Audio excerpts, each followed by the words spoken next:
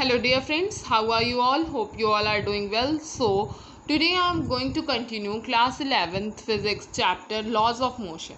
In previous video we have discussed about the introduction of the chapter and some history related material. But today we are going to start a very important topic of this chapter, that is Newton's first law of motion. Newton का first law of motion क्या कहता है, उसके क्या क्या uses हैं, इन सारी चीज़ों के बारे में हम देखेंगे। सबसे पहले ये जानना ज़रूरी है कि न्यूटन कौन थे। आइजैक, इनका फुल नेम था Isaac Newton. Isaac Newton one of the greatest scientist of all time, हर समय के और अब तक के काफ़ी ग्रेटेस्ट साइंटिस्ट रहे आइजैक न्यूटन की बात की गई है। Newton built on Galileo's idea and laid the foundation of mechanics in terms of 3 laws of motion that go by his name. देखिए, आपने लास्ट वीडियो में मैंने आपको बताया था कि कुछ साइंटिस्ट, सभी साइंटिस्ट मोशन के कॉज को लेकर के लॉज बनाना चाह रहे थे और सभी इस पे रिसर्च करने पर लगे हुए थे। गैलीलियो ने भी कई आइडियाज़ दिए, एरिस्टोटल ने भी आइडियाज़ दिए। गैलीलियो के ही कुछ आइडियाज़ को लेकर के न्यूटन ने 3 लॉज को फ्रेम किया। 3 लॉज ऑफ मोशन उन्होंने फ्रेम किए जो कि उनके नाम से फेमस है, Newton's law of motion. Okay, 3 law दिए, किस पे बेस्ड? मोशन पे based. Galileo's law of inertia was his starting point which he formulated as first law of motion. Galileo ने जो लॉ ऑफ इनर्शिया दिया था, मैंने आपको लास्ट वीडियो में बताया था लॉ ऑफ इनर्शिया के बारे में, तो गैलीलियो का जो लॉ ऑफ इनर्शिया था वही न्यूटन के फर्स्ट लॉ की स्टार्टिंग बना, वही स्टार्टिंग पॉइंट बना न्यूटन की थिंकिंग का, और उसके बाद उन्होंने फर्स्ट लॉ ऑफ मोशन दिया। फर्स्ट लॉ ऑफ मोशन क्या कहता है? Every body continues to be in its state of rest और of uniform motion in a straight line unless compelled by some external force to act otherwise. कोई भी body अगर rest में है, every body continues to be in state of rest, अगर कोई body rest पे है तो वो रेस्ट पर रहेगी, और of uniform motion in a straight line, या फिर किसी स्ट्रेट लाइन में अगर यूनिफॉर्म मोशन कर रही है तो यूनिफॉर्म मोशन में रहेगी, unless compelled by some external force to act otherwise, जब तक कि उसको कोई एक्सटर्नल फोर्स नहीं दिया जाएगा एक्ट करने के लिए। जस्ट सपोज इसको एक एग्जांपल से देखते हैं, न्यूटन्स फर्स्ट लॉ को हम एक एग्जांपल से देखते हैं। मान लीजिए यहाँ पर एक टेबल हमने लिया, ठीक है, टेबल के ऊपर एक बुक रखी हुई है, ठीक है, एक बुक रखी हुई है। क्या ये बुक खुद ब खुद टेबल से उठकर जा सकती है? Just suppose it is a book, तो क्या ये बुक खुद ब खुद टेबल से उठ करके यहाँ से जा सकती है? नहीं जा सकती है। जब तक कि इसे कोई ना कोई फोर्स नहीं दिया जाएगा ये बुक खुद मूव नहीं कर सकती है, इसके पास अपना खुद का मोशन नहीं कर सकती है। ये कब करेगी?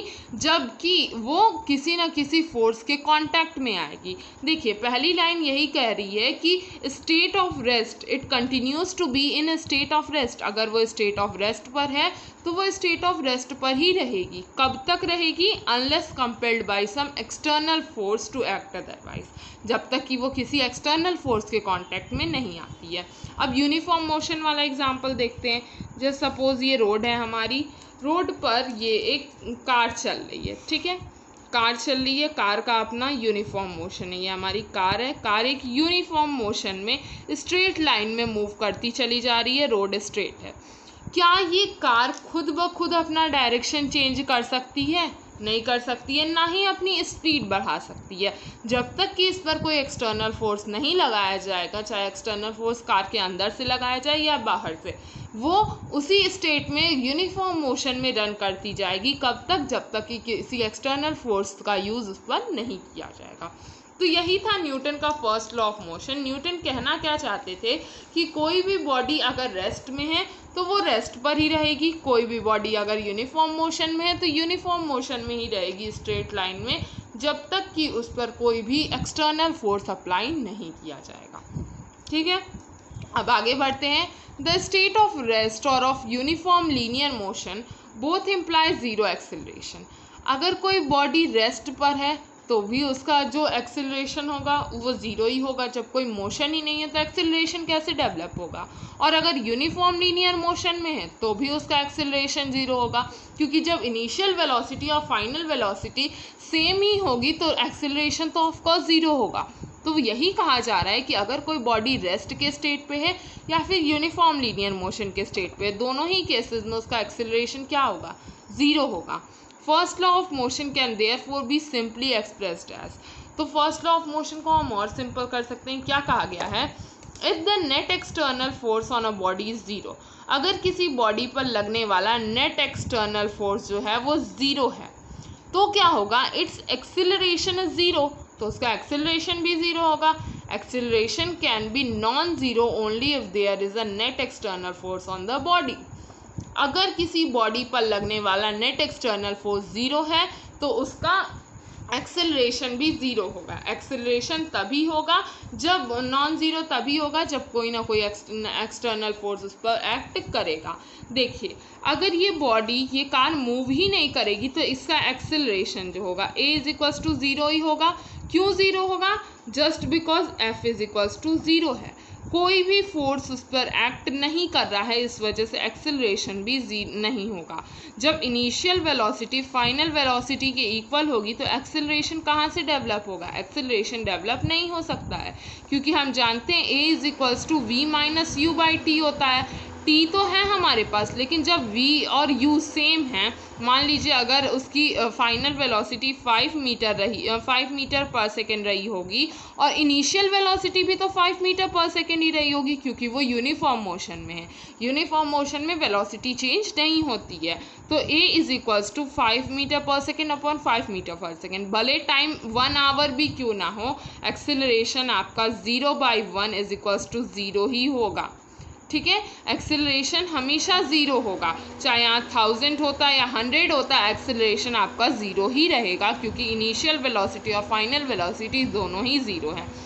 एक्सेलरेशन ज़ीरो होने का मेन रीज़न फोर्स ज़ीरो है। अगर फोर्स ज़ीरो होगा, जब कोई बॉडी पे कोई force net external force act ही नहीं कर रहा है, तो उसका एक्सेलरेशन ज़ीरो ही होगा। एक्सेलरेशन नॉन ज़ीरो कब होगा? जब कोई नेट एक्सटर्नल फोर्स उस पर एक्स्ट्रा होगा, ज़ीरो नहीं होगा। तो two kinds of situations are encountered in the application of this law in practice, दो तरह की situation मिल रही हैं। In some example we know that the net external force on the object is zero, in that case we can conclude that acceleration of the object is zero। जिस case में हमें clear दिखाई दे रहा है कि हाँ यहाँ पर नेट एक्सटर्नल फोर्स ज़ीरो है, वहाँ पर तो हम क्लियरली कह सकते हैं हाँ ये इस ऑब्जेक्ट पर एक्सेलरेशन भी ज़ीरो है। For example, a spaceship out in interstellar space far from all the object and with all its rocket turned off has no external force acting on it. Its acceleration according to first law must be zero. If it is in motion, it must continue to move with a uniform velocity. Example लेते हैं, अगर कोई spaceship space में है, उसके ऊपर किसी object का कोई फोर्स नहीं लग रहा है, उसके सारे रॉकेट्स टर्न्ड ऑफ हैं, तो इस केस में क्या होगा? उस पर लगने वाला नेट एक्सटर्नल फोर्स जो है वो भी ज़ीरो होगा। नेट एक्सटर्नल फोर्स अगर उस पर ज़ीरो है तो उसकी एक्सेलरेशन भी फर्स्ट लॉ के अकॉर्डिंग, इस स्टेटमेंट के अकॉर्डिंग एक्सेलरेशन भी उसकी ज़ीरो होनी चाहिए। Acceleration must be zero. और अगर वो बॉडी मोशन में है तो उसे कंटिन्यू इन मोशन, वो कंटिन्यूअसली मूव करती रहे यूनिफॉर्म वेलोसिटी के साथ। ये था हमारा फर्स्ट लॉ ऑफ मोशन और इसका एग्जाम्पल। और क्या चीज़ें देखिए, more often however we don't know all the forces to begin with. In that case if we know that an object is unaccelerated, that it is either at rest or in uniform linear motion, we can infer from the first law of motion that next external force on the object must be zero। अगर ये हम देख रहे हैं कि object के पास कोई acceleration नहीं है, वो लीनियर मोशन में मूव कर रहा है, लीनियर यूनिफॉर्म मोशन में, तो हम कह सकते हैं कि हाँ उस ऑब्जेक्ट पर नेट एक्सटर्नल फोर्स क्या होगा? ज़ीरो होगा, क्योंकि फर्स्ट लॉ हमें यही कहता है कि अगर किसी ऑब्जेक्ट पर नेट एक्सटर्नल फोर्स ज़ीरो है तो उसका एक्सेलरेशन भी ज़ीरो होगा। तो अगर एक्सेलरेशन ज़ीरो है तो फोर्स भी ज़ीरो होगा। ग्रेविटी हर जगह है, ये एक टेरेस्ट्रियल फिनोमिना है। एक particular every object experience gravitational force due to the earth. Earth से लगने वाला ग्रेविटेशनल फोर्स हर एक ऑब्जेक्ट एक्सपीरियंस करता है। Also object in motion generally experience friction, viscous drag etcetera. ठीक है, ऑब्जेक्ट जो भी मोशन में होता है वो जनरली फ्रिक्शन या विस्कस ड्रैग तरह का मोशन का फोर्स हमेशा एक्सपीरियंस करता रहता है। If then on earth an object is at rest or uniform linear motion, it is not because there are no force acting on it, but because the various external force cancels out and that is add up to zero net external force. ये तो हमने देख लिया कि हाँ हर एक object पर gravity का फोर्स लगता है, फ्रिक्शन का फोर्स लगता है, तो हम यहाँ पर तो हमारा फर्स्ट लॉ फेल हो रहा है, नेट एक्सटर्नल फोर्स हमारा ज़ीरो नहीं है, बहुत सारे फोर्स एक्ट कर रहे हैं, तो कैसे हम उसे ज़ीरो कह सकते हैं। बट अगर हर तरफ से एक्ट करने वाले सभी फोर्सेस की वैल्यूज़ अगर ज़ीरो है तो नेट एक्सटर्नल सभी फोर्सेस अगर आपस में बैलेंस हो जाएं तो नेट एक्सटर्नल फोर्स तो हमारा ऐसे ही ज़ीरो हो जाएगा। जस्ट सपोज एक ऑब्जेक्ट है, एक ऑब्जेक्ट अर्थ पर रखा हुआ है, यहाँ पर ये अर्थ का सरफेस है, इस अर्थ के सरफेस से उस पर ग्रेविटेशनल फोर्स लग रहा है, जी लग रहा है, ये ग्रेविटेशनल फोर्स, साथ में अगर ये मूव कर रहा है तो इसके ऊपर फ्रिक्शनल फोर्स भी लग रहा होगा और एक वेट, इसके वेट का फोर्स लग रहा होगा। हर तरफ से जो भी फोर्सेस लग रहे हैं अगर इन सभी फोर्सेस की नेट फोर्स की वैल्यू अगर सब बराबर हो जाए, सारे नेट फोर्स अगर बराबर हो जाएं इसमें तो नेट फोर्स की वैल्यू ज़ीरो हो जाएगी। अगर सभी फोर्सेस बराबर होंगे तो एक दूसरे को ओवरकम करने लगेंगे, इसका वेट इसकी ग्रेविटेशनल फोर्स को ओवरकम कर रहा है और साथ में फ्रिक्शनल फोर्स, जब ये रेस्ट पर है तो फ्रिक्शनल फोर्स का कोई एक्ट ही नहीं है यहाँ पर, तो हर तरफ से लगने वाले फोर्सेस एक दूसरे को कैंसिल आउट करने लगते हैं, तो इस केस में जो नेट एक्सटर्नल फोर्स होता है वो ज़ीरो हो जाता है। ठीक है, अब देखते हैं, देखिए consider at a book at rest, कोई बुक है जो कि हॉरिजॉन्टल सरफेस पर रेस्ट पर रखी हुई, यहाँ पर फिगर में आप देख सकते हैं टेबल को हॉरिजॉन्टल सरफेसेस जिसके ऊपर बुक रेस्ट पर रखी हुई है। अब क्या कह रहा है, it is subject to to external force, इसके ऊपर दो एक्सटर्नल फोर्स लग रहे हैं। सबसे पहले तो फोर्स ड्यू टू ग्रेविटी जो उसका वेट है जो कि नीचे की तरफ एक्ट कर रहा है, और एक फोर्स ऊपर की तरफ अपवर्ड एक्ट कर रहा है जो कि इस टेबल से एक नॉर्मल फोर्स इस बुक के ऊपर एक्ट कर रहा है। ये जो बुक है इसके ऊपर टेबल का एक नॉर्मल फोर्स परपेंडिकुलरली एक्ट कर रहा है इसके ऊपर, जिसको हमने आर लिया है। R is self adjusting force, R एक सेल्फ एडजस्टिंग फोर्स है।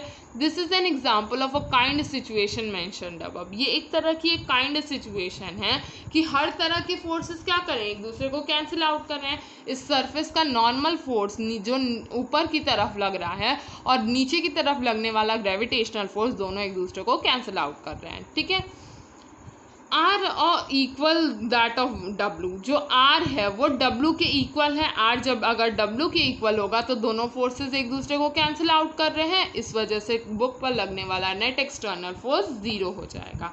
Okay, since the book is observe to be at rest, book rest पर है तो नेट एक्सटर्नल फोर्स उस पर ज़ीरो ही होगा। और फर्स्ट लॉ के according this implies that normal force R must be equal and opposite to the weight W. तो फर्स्ट लॉ के अकॉर्डिंग हम क्या कह सकते हैं कि बुक का नॉर्मल फोर्स आर किसके इक्वल होना चाहिए, must be equal to the weight, W weight के इक्वल होना ही चाहिए। ठीक है, दूसरा एग्जांपल लेते हैं। Consider the motion of a car starting from rest, picking up speed and then moving on the smooth straight road with uniform speed. एक कार है, ठीक है, कार रोड पर स्टार्ट हो रही है, बिल्कुल यूनिफॉर्म स्पीड से एक स्पीड पिक कर रही है, वो स्ट्रेट स्मूथ रोड पर वो यूनिफॉर्म स्पीड से मूव कर रही है। जब कार स्टेशनरी पर थी उसके ऊपर कोई नेट एक्सटर्नल फोर्स नहीं था, पिकअप के टाइम पर उसके साथ वो एक्सिलरेट हुई, कोई फोर्स आया। The acceleration of car can not be accounted by any internal force, acceleration उसका कोई भी इंटरनल फोर्स उसको कट नहीं कर सकता है। This might sound surprising but it is true, the only conceivable external force along the road is the force of friction. Acceleration को कोई फोर्स कट नहीं कर रहा था, जिस कार का एक्सेलरेशन था उसे कोई फोर्स कट नहीं कर रहा था सिवाय एक फोर्स के जो था फोर्स ऑफ फ्रिक्शन।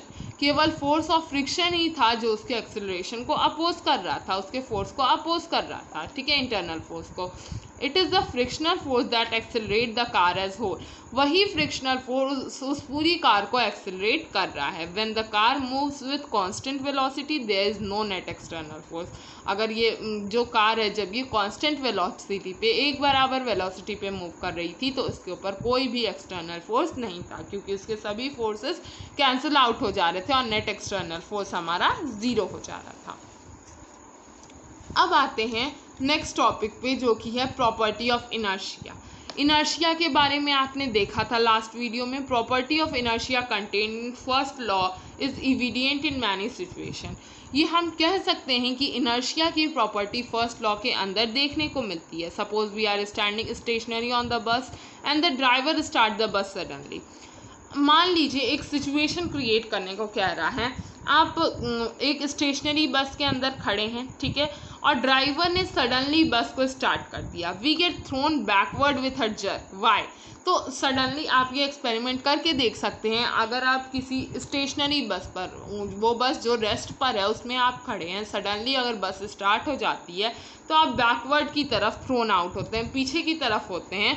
रीज़न क्या है? Our feet are in touch with the floor. हमारी फीट बस के फ्लोर के टच में होती हैं, वहाँ पर कोई फ्रिक्शन नहीं होता है। There were no friction. अगर वहाँ पर कोई फ्रिक्शन नहीं होगा, we would remain where we are, तो हम उसी पोजीशन पे रहते जहाँ पर हम हैं, जबकि floor of the bus would simply slip forward under our feet and the back of the bus would hit us. अगर वहाँ पर फ्रिक्शन नहीं होता तो बस का फ्लोर हमारे नीचे से निकल जाता और हम बस के बैक को हिट कर देते, ठीक है। लेकिन फॉर्चुनेटली हर जगह पर, अर्थ पर हर जगह के सरफेस पर कोई ना कोई फ्रिक्शन फोर्स हमेशा अवेलेबल होता है।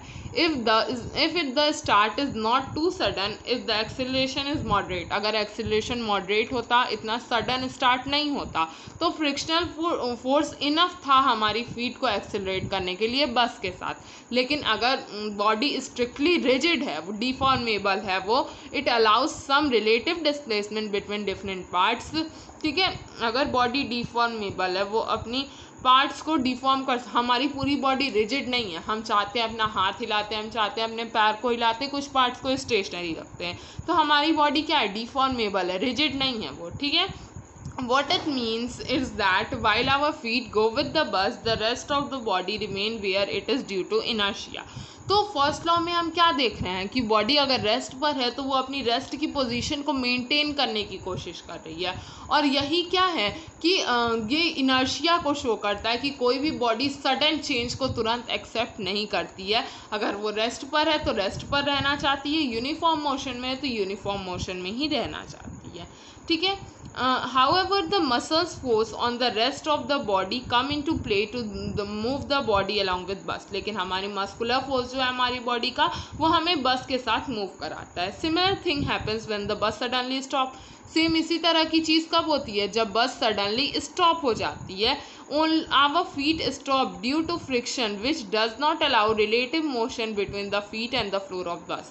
हमारे फीट सडनली स्टॉप हो जाते हैं बस के रुकने से और हमारी पूरी बॉडी आगे की तरफ मूव करने लगती है, क्योंकि फीट तो हमारे रेस्ट पर आ गए, लेकिन पूरी बॉडी जब मोशन में थी तो सडनली ब्रेक लगने पर जब बस रुकी तो पूरी बॉडी तुरंत मोशन से बाहर नहीं आ पाई, ठीक है।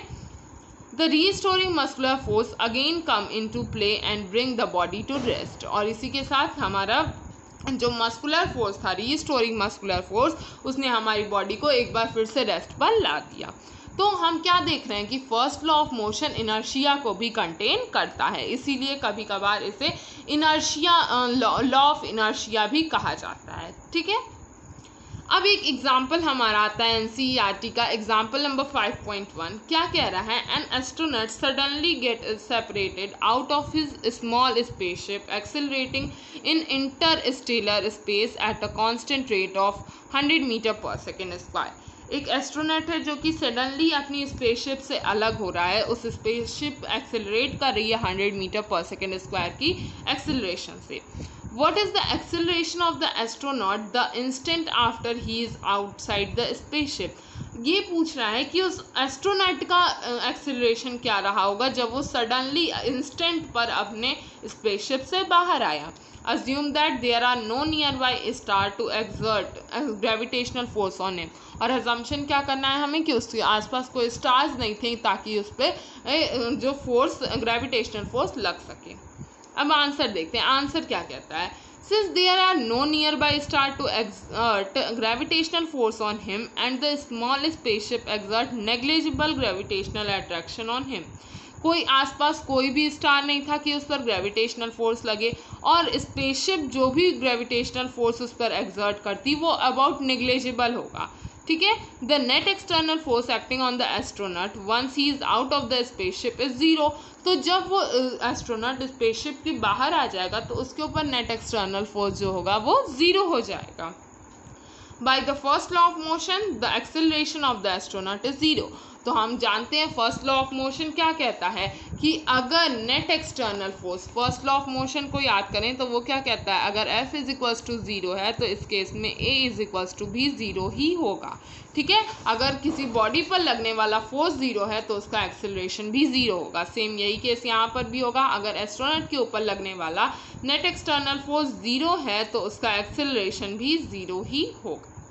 So this is all about Newton's first law of motion. Hope you all understand it well. अगर आपको इसमें कोई भी confusion है तो आप मुझसे कमेंट सेक्शन में पूछिए। अगर आपको वीडियो समझ में आई तो इसे लाइक करिए, कमेंट्स करिए, शेयर करिए और मेरे चैनल को सब्सक्राइब करके बेल आइकन दबाना बिल्कुल मत भूलिए। Thank you.